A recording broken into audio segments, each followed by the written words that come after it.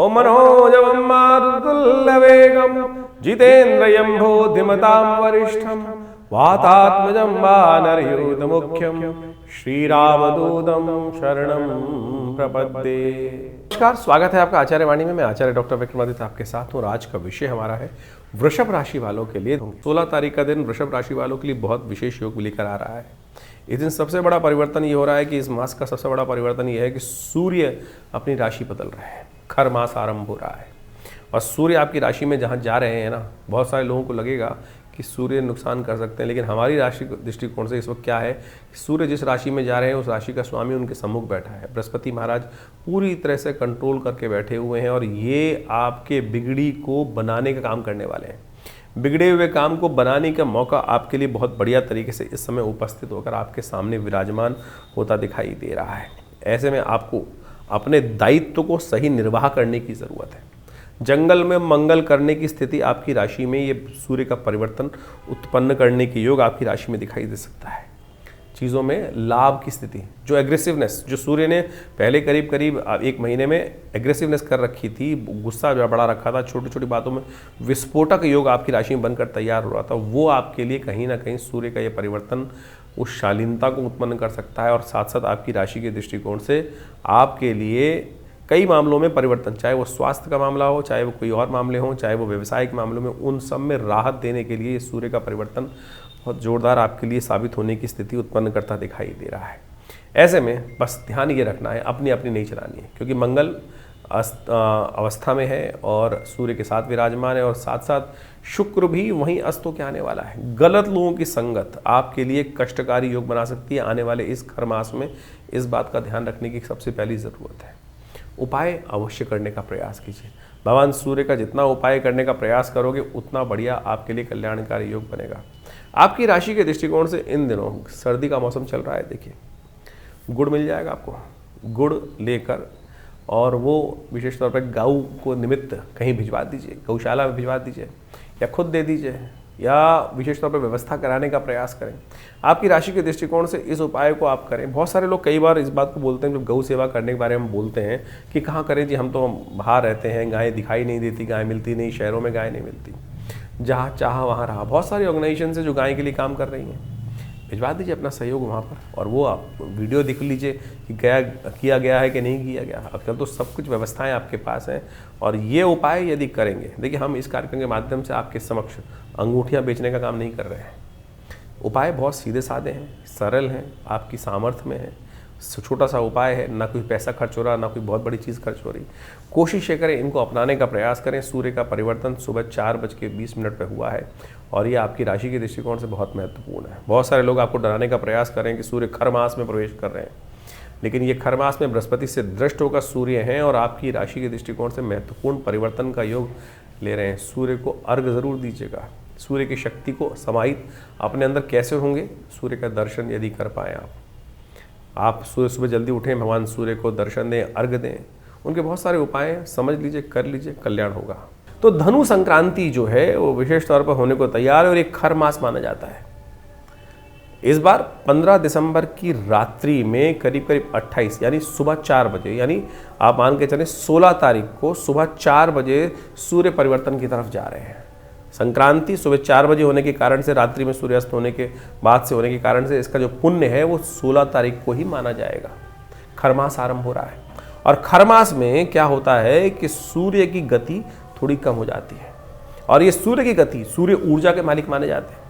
सूर्य ऊर्जा के मालिक माने जाते हैं, संसार को चलाने वाले माने जाते हैं। और जो मीन राशि में और धनु राशि में जब सूर्य आते हैं, बृहस्पति की राशि में है, तो वो कहीं ना कहीं सूर्य की गति को कहीं ना कहीं कम होने के योग बन जाते हैं। लेकिन ऐसे में इस बार जो है वो सूर्य की गति कम नहीं करने देंगे बृहस्पति, क्योंकि बृहस्पति बिल्कुल सम्मुख बैठे हुए हैं सूर्य के और वो बृहस्पति जो है उनका प्रभाव पूरी तरह से सूर्य पे पड़ता दिखाई दे रहा है। तो ऐसे में आपको अपनी एनर्जी कम नहीं दिखाई देगी, थोड़ी सी एंजाइटी ज़्यादा रहेगी, तो थोड़ा द्वंद्व से फंसते बदलाव करें, इस बात का ध्यान रखें। बिल्कुल कि सूर्य के बिल्कुल सम्मुख बृहस्पति महाराज अपनी राशि पर पूर्ण दृष्टि डालते दिखाई दे रहे हैं। तो ये खर नेगेटिव नहीं है, खर मास जो है ये पॉजिटिव ही बनता दिखाई दे रहा है। ऐसे में थोड़ा सा नित्यपति उपाय भगवान सूर्य का अवश्य करने का प्रयास करें। सबसे बड़ा उपाय हमने आपकी राशि के दृष्टिकोण से तो उपाय बताया ही है, लेकिन एक बात और ध्यान रखें, थोड़ी देर भगवान सूर्य का दर्शन अवश्य करें। हो सके तो एक तांबे के लोटे में थोड़ा जल लेकर और उसमें एक पीला पुष्प और साथ में थोड़ी सी रोली, लाल रंग की रोली जो मिलती है उसको डाल लीजिए और भगवान सूर्य का दर्शन करते हुए ओम अहि सूर्य सहस्त्रांशो तेजो राशि जगतपते अनुकंपाय माम भक्ता गणहर्गम दिवाकरम भास्कराय नमः दिवाकराय नमः सूर्याय नमः, इन्हीं मंत्रों के द्वारा आप भगवान सूर्य को नित्यप्रति अर्घ देने का प्रयास करें। और ऐसे में कहा जाता है कि धनु की जो संक्रांति होती है उस समय में गर्म कंबल का दान, कपड़ों का दान, चप्पल का दान, जूते का दान, तिल का दान, गुड़ का दान यदि ब्राह्मणों को किया जाए, जरूरतमंद लोगों को किया जाए तो भगवान सूर्य के जितने भी कमज़ोर स्थिति ज्योतिष में बनी हुई है उन सबको ठीक करने की स्थिति बहुत बढ़िया उत्पन्न हो जाती है। तो ये छोटे छोटे उपाय हैं, इनको अवश्य करने का प्रयास कीजिए। देखिए परिवर्तन की स्थिति अवश्य आपके लिए सूर्य जो है इस बार हमने कहा नेगेटिव नहीं है, पॉजिटिव बनकर आ रहे हैं, तो इनका प्रभाव यदि मिल जाए क्योंकि बृहस्पति की राशि में है, बृहस्पति से दृष्ट है, तो ऐसे में ये उपाय जो हमने आपको कहे हैं छोटे हैं लेकिन बिल्कुल बहुत बढ़िया लाभ आपको देने के योग बनाने वाले हैं। वृषभ राशि वालों के लिए 17 दिसंबर का दिन क्या कुछ लेकर आया है। 17 दिसंबर बुधवार का दिन तिथियों के अनुसार से त्रयोदशी तिथि है और साथ साथ बुध प्रदोष का योग बन रहा है।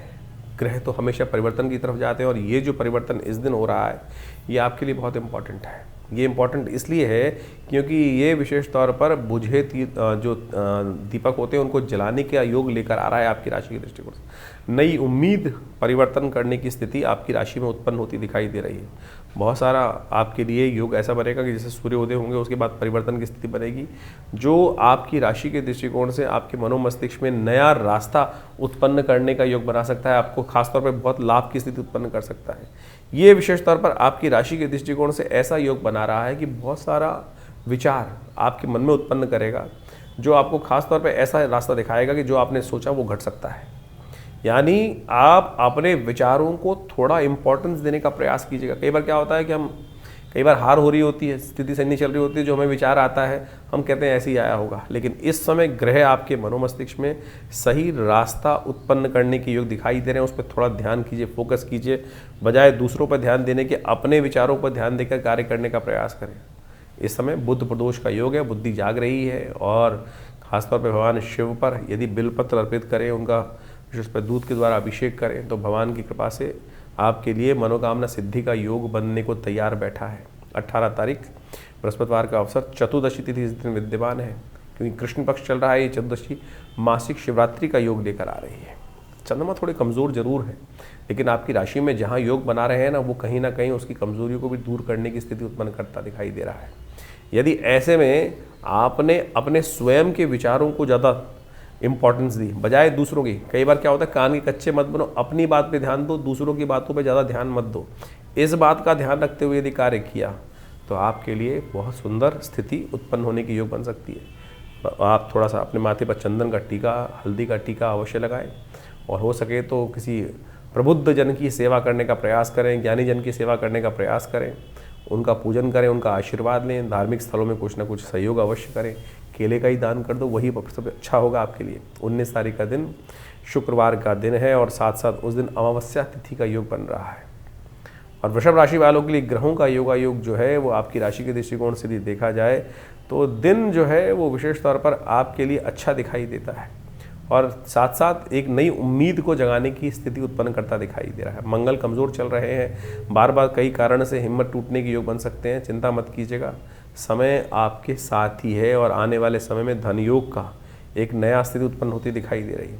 ऐसे में केवल आशीर्वाद लेने का प्रयास कीजिए, पितरों को प्रसन्न करने का प्रयास करें। अमावस्या है, दिवंगत आत्माओं की आत्म शांति के लिए कुछ भोजन इत्यादि का दान, गायत्री जप इत्यादि अवश्य करने का प्रयास करें। यदि उनका आशीर्वाद मिल जाए तो फिर बहुत प्रसन्नता से क्या होता है अपना अनेक भार कट जाते हैं जीवन के।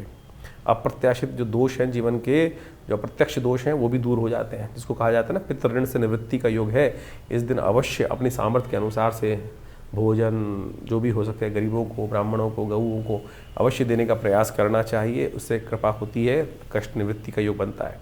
20 तारीख का दिन शनिवार का अवसर है, अमावस्या तिथि इस दिन विद्यमान है। शनिचरी अमावस्या का योग बना हुआ है। यदि दिल्ली के मुख्य पंचांग को देखें तो कुछ देर के लिए अमावस्या है, शनिचरी अमावस्या का योग बन गया है। और आपकी राशि के दृष्टिकोण से देखें तो क्या होगा कि इस दिन धनु परिवर्तन करने का योग बना रहा है। आपकी राशि से अष्टम भाव में शुक्र प्रवेश कर रहे हैं, धनु राशि में मंगल के साथ युक्त हो जाएंगे, सूर्य के साथ युक्त हो जाएंगे। ये आपके लिए थोड़ी कमज़ोर स्थिति है, मंगल भी कमज़ोर स्थिति में, शुक्र भी कमज़ोर स्थिति में, और उन दोनों का योग ये बड़ा विचित्र प्रकार का योग है। एक तरह से नेगेटिव योग भी इसको बोल सकते हैं। गलत रास्ते पे गए तो फंस सकते हो। चरित्र का बहुत ज़्यादा ध्यान रखने की आवश्यकता है।